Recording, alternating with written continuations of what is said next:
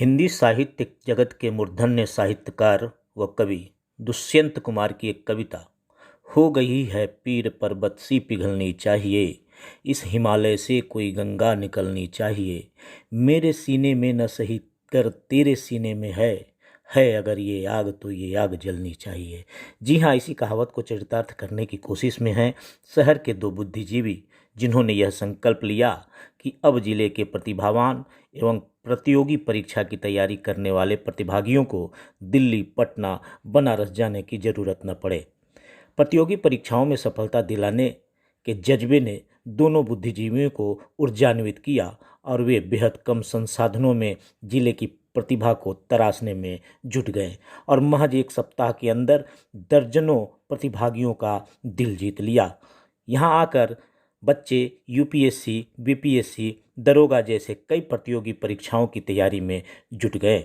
आइए जानते हैं क्या सोचते हैं यहाँ पढ़ने वाले बच्चे और सफलता को लेकर क्या सोच रखते हैं यहाँ शिक्षा देने वाले दोनों बुद्धिजीवी। सर, यहाँ पे जो मुझे पता चला कि इस मिशन 50 जो क्लास स्टार्ट हुआ है, जैसे कि पहले कोरोना काल में बहुत सारे छात्र जो है उनको पढ़ने के लिए सुविधा नहीं हो पा रही थी। उसके बाद जब जैसे संस्थान कोचिंग जो है वो बंद हो गए थे, उसके बाद कुछ लोग जो है घर पे पढ़ाई कर रहे थे और लड़कियों के लिए तो काफ़ी समस्या हो गई थी।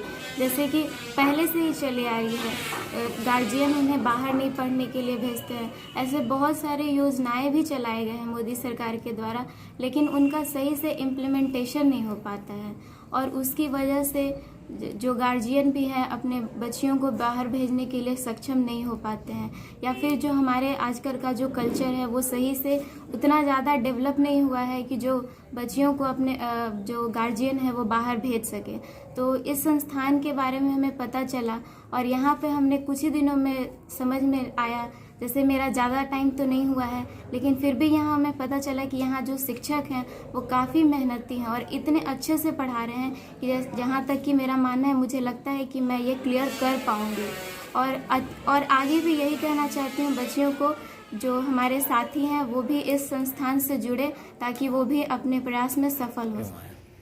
जैसा कि सभी जानते हैं कि कोरोना काल में सभी शिक्षक संस्थान बंद हो गए थे और जो लोग बाहर तैयारी कर रहे थे वो लोग वापस अपने घरों में वापस आ गए। सेल्फ स्टडी तो हो ही रही थी, लेकिन एक मार्गदर्शन की आवश्यकता थी स्टूडेंट की, जो अब तक नहीं मिल पा रहा था औरंगाबाद के लोगों को। तो उसके लिए नरेंद्र सर और राकेश सर के सहयोग से ये मिशन 50 क्लास शुरू किया गया, जिसमें मैंने कुछ दिन के ही पढ़ाई में पता किया, अपने आप में अनुभव किया कि अब बाहर जाने की आवश्यकता नहीं है, ना ही हमें या औरंगाबाद के और जितने भी विद्यार्थी हैं जो सेल्फ स्टडी कर रहे हैं।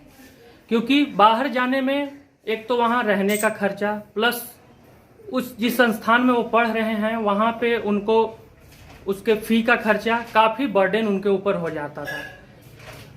कम पैसे में ही इस औरंगाबाद में जो मिशन 50 संस्था चलाई गई है वो विद्यार्थियों को बीपीएससी और भी कोई स्टेट पीसीएस में उत्तीर्ण होने में काफ़ी मददगार साबित होगा।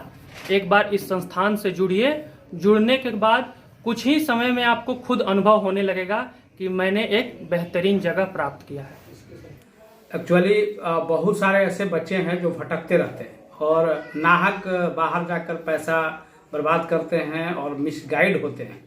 हम लोग का उद्देश्य है इस छोटे शहर में कि उनको उचित मार्गदर्शन दिया जाए। मार्गदर्शन देने का जो मेरा तरीका है वो ये है कि टॉपिक वाइज हम लोग हर विषयों का विश्लेषण करते हैं और ये बताने का प्रयास करते हैं कि विगत 10 सालों का सवाल इससे आ रहा है कि नहीं, या तुमको कहीं भी इस टॉपिक से लगता है प्रतियोगिता परीक्षा में कि सर ये सवाल छूट गया, अगर छूट गया तो मुझसे कह सकते हो। तो हम लोग जो पढ़ाने का जो हम लोग का तरीका है वो ये है कि टॉपिक वाइज विश्लेषण करते हैं और फिर उससे जो संभावित सवाल हैं उसका हम लोग पूरी तरह से गाइडलाइन देते हैं। क्या लगता है आपको? हमको ऐसा लगता है कि यह अभी लोगों को थोड़ा हो सकता है कि हमारे ऊपर ट्रस्ट करने में दिक्कत आए, क्योंकि यह शुरुआत है। और आप तो जानते ही हैं सर कि पहली बार जब आप कोई चीज़ शुरुआत करते हैं तो थोड़ा सा आपको अपना विश्वास जमाने के लिए काम करना पड़ेगा, रिजल्ट देना पड़ेगा। और जैसे ही इस बार हमारे दरोगा में या फिर शिक्षक का भी हम खोलने वाले हैं, शिक्षक का जो प्रधानाचार्य बीपीएससी से बनाने की बात चल रही है, उसका भी बैच चलाएंगे। अब जैसे रिजल्ट आना शुरू होगा, लोगों का ट्रस्ट बढ़ेगा, अभी ट्रस्ट बढ़ेगा तो जाहिर सी बात है कि सफल होगा। देखिए, हम दो स्तर पर इसको व्याख्यायित करेंगे। एक तो है कि भारत का संविधान ही कहता है कि सत्ता का विकेंद्रीकरण होना चाहिए। जहाँ सत्ता का समागम हो जाता है, एक जगह कंसंट्रेशन हो जाता है, वहाँ पर सत्ता जो है सफल ढंग से नहीं चलता है। तो बड़े शहरों में जो सिविल सर्विसेज या सरकारी प्रतियोगी परीक्षाओं की तैयारी के लिए जो संस्थान थे, उनका एक जमावड़ा हो गया था, एक झुंड हो गया था, और क्वालिटी के नाम पर वो जीरो हो रहे थे।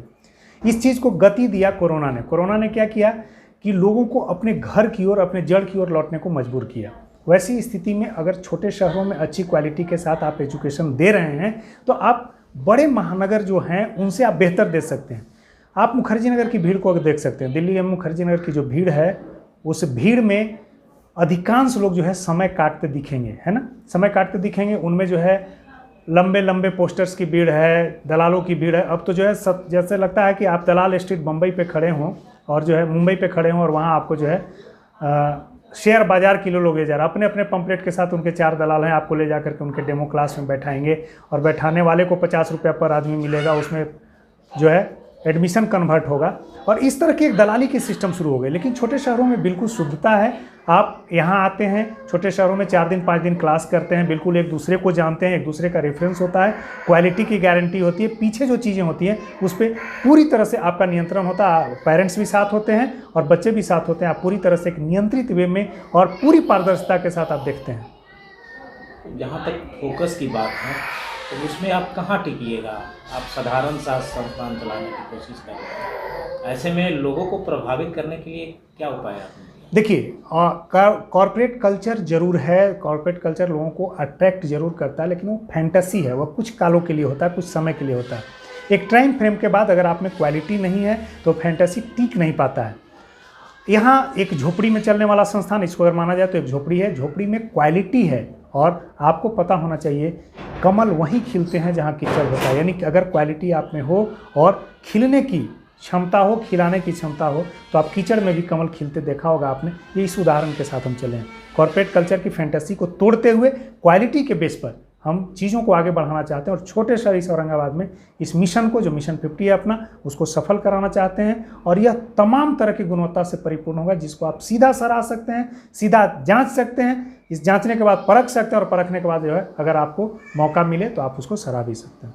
प्रतियोगी परीक्षा तैयारी करने वाले छात्रों में आप क्या भरने की कोशिश करते हैं कि छात्र आपके प्रति आकर्षित होंगे? देखिए, 2 चीज़ें हैं इसमें, 2 एस्पेक्ट्स है। तैयारी करने वाला एक अभ्यर्थी और दूसरा मार्गदर्शन देने वाले शिक्षक। मार्गदर्शन देने वाले शिक्षक का काम होता है कि उनमें एक जोश जुनून जो है भरें, और उनको ऑलवेज बी पॉजिटिव के फॉर्म में रखें। ऑलवेज बी पॉजिटिव करने का मतलब है कि उनका व्यक्तित्व हमेशा सकारात्मक हो, कभी भी नकारात्मक विचार, उनके निगेटिव जो है थॉट्स उनके दिमाग में नहीं आए। जिस दिन निगेटिव थॉट्स आने लगता है उसी दिन जो है पढ़ाई कहीं ना कहीं साइडलाइन हो जाती है, उनका चरित्र जो है कहीं ना कहीं गिरने लगता है, भटकाव कहीं ना कहीं बढ़ जाते हैं।